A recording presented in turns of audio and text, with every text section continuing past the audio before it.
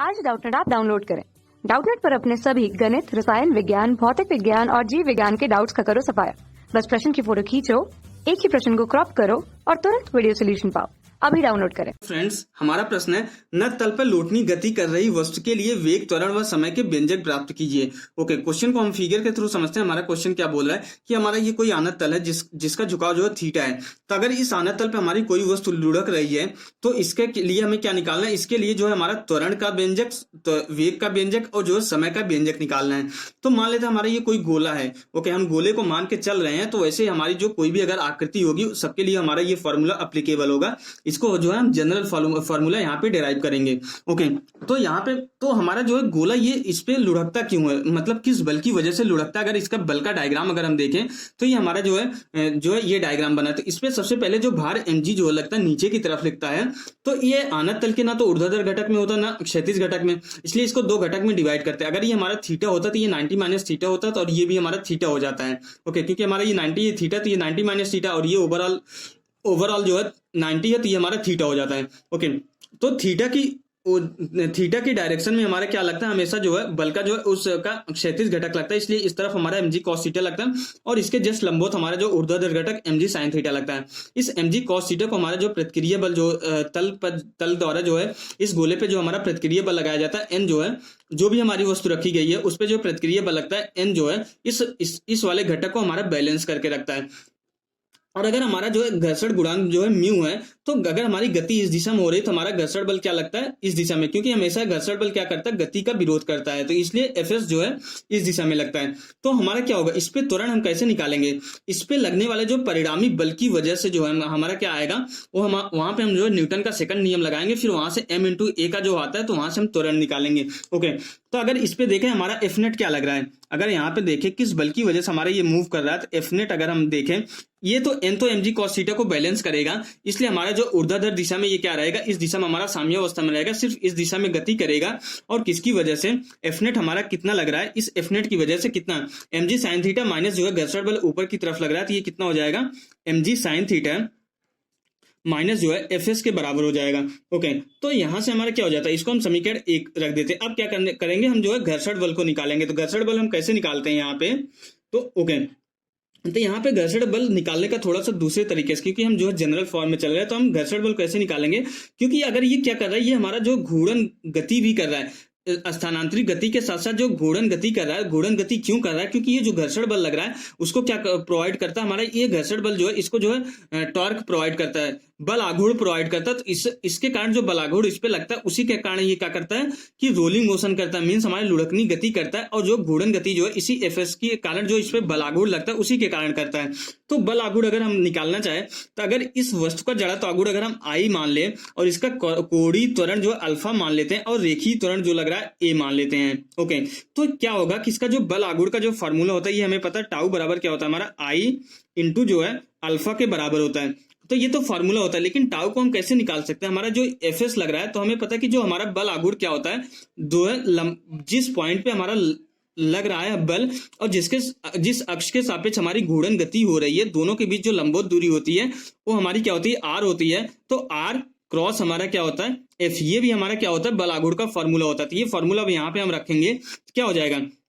Are हमारी क्या है? ये जो है इसके अक्ष के जो है हमारा जो है इसके द्रव्यमान केंद्र से जो इसके केंद्र से अक्ष गुजर रहा है, इसी के सापेक्ष ये घूर्णन गति कर रही है। तल ये जो है ये तल के लंबवत इस तरीके से होगा। तो इन दोनों, और हमारा घर्षण बल इस पॉइंट पे लग रहा है सतह पे, तो दोनों के बीच जो हमारी लंबवत दूरी है इसकी जो है त्रिज्या के बराबर ही है।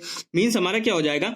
आर जो है यहाँ पे ये हो जाएगा, तो ये आर क्रॉस हमारा क्या हो जाएगा? एफ एस इक्वल टू हमारा क्या हो जाएगा? आई इंटू अल्फा के बराबर हो जाएगा। ओके, तो यहां से हमारा जो एफ एस की वैल्यू आ जाती है, ये आर क्रॉस एफ एस कर रहे हैं, लेकिन हमारा क्या हो रहा है कि इन दोनों के बीच जो हमारा एंगल बन रहा है, क्या हो रहा है कि हमारा जो ये आर वाला वेक्टर है इस दिशा में जा रहा है और एफ एस हमारा क्या है? इस दिशा में जा रहा है। दोनों के बीच 90 डिग्री का एंगल बन रहा है, तो साइन 90 डिग्री जो आएगा उसकी वैल्यू 1 हो जाएगी। तो ये आर इंटू एफ एस हमारा क्या हो जाएगा? आई इंटू अल्फा के बराबर हो जाएगा। तो यहां से हमारा जो घर्षण बल लगता है एफ एस कितना आ जाता है? ये आ जाता है हमारा I alpha divided by r के बराबर हो जाता है। ओके अब हमें पता है कि हमारा जो अल्फा होता है क्या होता है, अल्फा जो है हमारा कोणीय त्वरण है। तो हमारा जो v बराबर क्या होता है, v बराबर r इंटू ओमेगा होता है, v equal to r into omega होता है। तो यहाँ से हमारा जो है रेखीय त्वरण a बराबर हमारा क्या होता है, r इंटू कोणीय त्वरण अल्फा हो जाता है। क्योंकि इसको एक बार डेरिवेट करेंगे तो हमारा वेग जो है क्या हो जाएगा, ये कोणीय वेग कोणीय त्वरण में कन्वर्ट हो जाएगा और रेखीय वेग रेखीय त्वरण में। तो यहाँ से अल्फा क्या हो जाता है, अल्फा की जो वैल्यू आती है a डिवाइडेड बाई आर होता है। क्योंकि हमें रेखीय त्वरण निकालना, हमें कोणीय त्वरण नहीं निकालना है, इसलिए अल्फा को हम जो है एलिमिनेट कर रहे हैं। तो यहां से हमारा क्या हो जाता है कि एफ एस हमारा कितना हो जाता है, एफ एस हो जाता है हमारा I a divided by r square के बराबर हो जाता है। ओके तो अब यहां से क्या करेंगे, अब इस एफ एस की वैल्यू जो है इस वाले ऊपर वाला जो समीकरण हमने समीकरण 1 माना है, तो इस एफ एस की वैल्यू यहाँ पे ले जाके रखेंगे। अब इस समीकरण से हम जो समीकरण 1 से हम जो है क्वेश्चन को आगे प्रोसीड करते हैं। तो यहां से हमारा क्या हो जाएगा, एफ नेट हम क्या लिख सकते हैं, एफ नेट हमारा क्या हो जाएगा, m g sine theta minus हमारा I a divided by r square के बराबर हो जाएगा। ओके अब इसके बाद हमारा एफ नेट को क्या लिख सकते हैं हम जो है न्यूटन के सेकंड नियम से किसी भी वस्तु पे अगर जो है परिणामी बल लग रहा है तो उसकी वजह से कोई त्वरण उत्पन्न होता है, तो और वो जो द्रव्यमान और त्वरण का जो गुणनफल होता है वही हमारा क्या हो जाता है, उस परिणामी बल के बराबर होता है। ये हमारा न्यूटन का जो है सेकंड नियम है। तो एम इंटू ए बराबर हमारा हो जाएगा एम जी साइन थीटा, और यहां से आई हमारा क्या है, आई हमारा जड़त्व आगुण। किसी भी वस्तु का जड़त्व आगुण क्या होता है, उस वस्तु के द्रव्यमान m इंटू उस वस्तु की घूर्णन त्रिज्या के वर्ग के जो है गुणनफल के बराबर होता है। तो हमारा किसी भी वस्तु का द्रव्य जो है ये जड़त्व आगुण हो जाएगा इंटू a डिवाइडेड बाई हमारा क्या हो जाएगा, यहाँ से आर स्क्वायर हो जाएगा। तो एम सम्य था, m को कॉमन लेके हम क्या करेंगे, कट कर देंगे। तो यहाँ से हमारा a बराबर क्या हो जाएगा, a इक्वल टू जो हो जाएगा हमारा जी साइन थीटा जो है,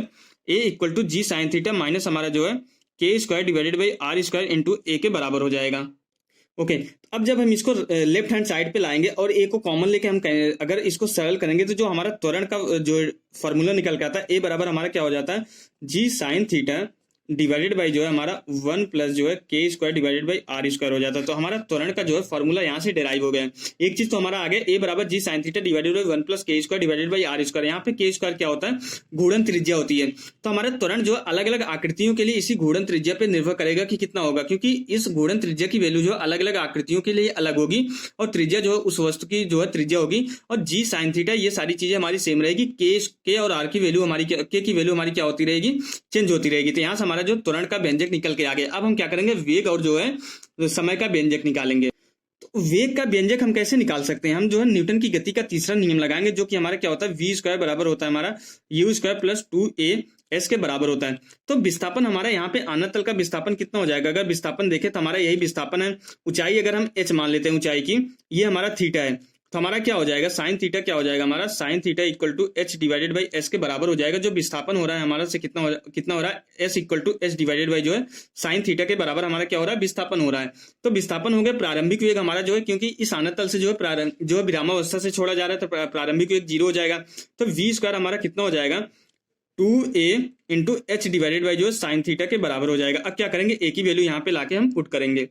ओके अब यहाँ से ए की वैल्यू लाके रखेंगे तो साइन थीटा हमारा कैंसिल हो जाएगा। जो वी स्क्वायर की वैल्यू आ जाएगी हमारी 2gh डिवाइडेड बाई 1 प्लस जो है k square divided by r square के बराबर हो जाएगा। और इसका वर्गमूल ले लेंगे तो हमारा जो वेग का जो व्यंजक निकल के आ जाए, अंडर रूट जो है 2gh डिवाइडेड बाई जो है 1 प्लस जो है k square divided by r square हो जाएगा। तो यहाँ से ये हमारा क्या आ जाएगा, ये हमारा वेग का व्यंजक निकल के आ गया। अब हमें समय का व्यंजक निकालना है।